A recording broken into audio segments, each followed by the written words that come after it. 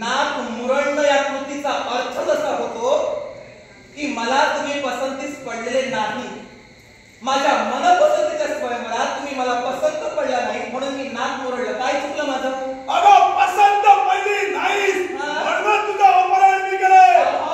मला तुझ्यासारखी सौंदर्य रूपवान. तुमचा प्रश्न झाला.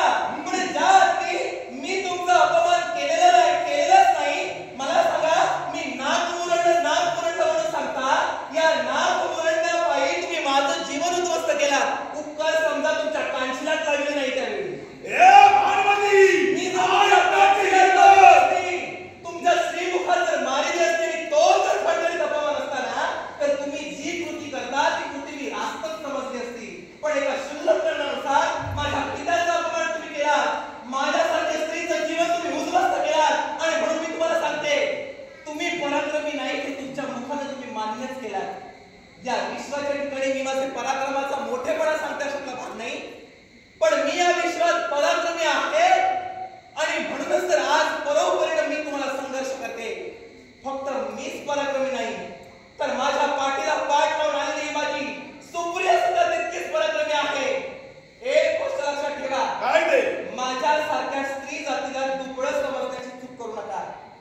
या विश्वात भानुमती ही एकमेव स्त्री अशी आहे जी मल्लयुद्ध करू शकते. आणि हे मल्लयुद्ध मी तुमच्याशी करून तुम्हाला केव्हाच पराभूत करू शकले असते. भरलेल्या स्वयंवर मंडपात माझ्या अपमानाचा बदला घेण्यासाठी मी केव्हाच तुम्हाला भुईसपाट केलं असतं.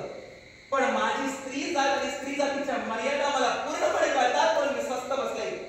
माझ्या स्त्री जातीच्या मर्यादेचं उल्लंघन मला करायचं नव्हतं आणि म्हणून मी तुमचा मान राखला. हे माझे संस्कार झाले. त्या भरलेल्या स्वयंवर मंडपात माझ्या संस्काराबाबत तुम्ही बोलत होता. मी जर संस्कारानं वाह्यात गेली असती ना तर तुमच्या अशा कृतीला निश्चितच तुमच्या कांशीत बसलेली असती.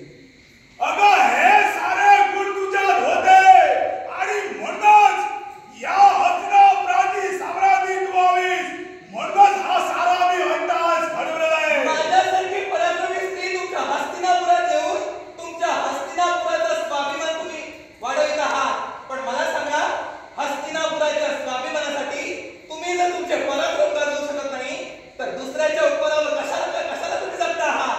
तुला हवं ते बोल. तुला वाटेल ते बोल. आता हस्तिनापुरातच यायचंय. नाही, हा तुमचा पूर्णपणे गैरसमज आहे. मी हस्तिनापुरात यायचं की पुन्हा माझ्या देशात जावं हा सर्वस्वी प्रश्न माझा आहे. मी तुम्हाला मागच म्हणाले, तुम्ही म्हणालात की ज्या पुरुषाने तुला स्पर्श केला तू त्याच्या अधिकाराची झालीस. मुळात हा धर्म प्रस्थापित करणारे तुम्ही कोण? मग हे भानुमती हा धर्म प्रस्थापित करणारे हो तुम्ही कोण? तुमच्यासारखे पुरुष कोण? अहो ज्या विश्वनियंत्या परमेश्वरानं ज्या स्त्री जातीला कधी कमी लेखलं नाही म्हणूनच तर तुमच्यापेक्षा कितीतरी पटीनं एक स्त्री एका कुळाचा उद्धार करू शकते. किती कुळांचा उद्धार करू शकते हे मला तुम्हाला सांगण्याची गरज नाही कारण तुम्ही सुज्ञ आहात. आणि म्हणूनच तर या स्त्रीचं कर्तृत्व आणि या स्त्रीचं चारित्र्य या विश्वात शतपटीनं गौण आहे. आणि म्हणूनच त्या विश्वनियंत्या परमेश्वरानं जिथं आम्हाला कमी लेखलं नाही तिथं आम्हाला कमी लेखणारे तुम्ही कोण? हे भानुमती इथं तुला कमी लेखण्याचा प्रश्नच येत नाही. साम्राज्य तुझ्या जास्तच होतं आणि ते जास्त होतं म्हणून तुला मला हस्तिनापुरापर्यंत घेऊन यायचं होतं. काय जास्त होतं?